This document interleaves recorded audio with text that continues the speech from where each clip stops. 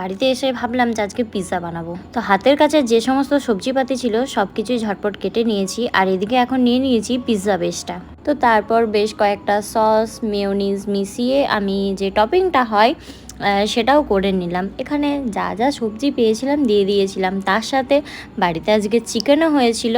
আর আলাদা করে আমার তো এটা কোনো ঠিক ছিল না বানানোর, তাই যেই চিকেনটা ছিল সেটার থেকে এই পিসগুলো আমি টুকরো টুকরো করে পুরো পিৎজাটার মধ্যে দিয়ে দিলাম, যাতে মনে হয় ভেজ পিৎজা নয় চিকেন পিৎজা খাচ্ছি। যাই হোক, বাড়িতে বানালে এই একটা সুবিধা, যা মন কিছু দিয়ে একটা বানালেই হলো। হ্যাঁ, তবে সেটা খেতে ভালো হওয়া চাই, খারাপ হলে হবে না, মানে আমি তো এইভাবেই বানাই। যাই হোক, এখন এদিকে ভরে ভরে চিজ দিয়ে দিলাম, আর তারপরে বসিয়ে দিলাম ওভেনে।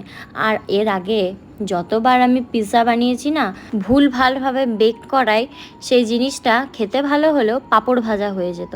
তবে আজকেও সেটা কম হয়নি। আজকে বানিয়েছিলাম 4টে, তবে তার মধ্যে প্রথমটা যেটা বানিয়েছিলাম সেটাও পাঁপড় ভাজা হয়ে গেছিলো অন্যবারের মতোই। তবে বাকি যে 3টে ছিল সেটা একদম পুরো পারফেক্ট হয়েছিল।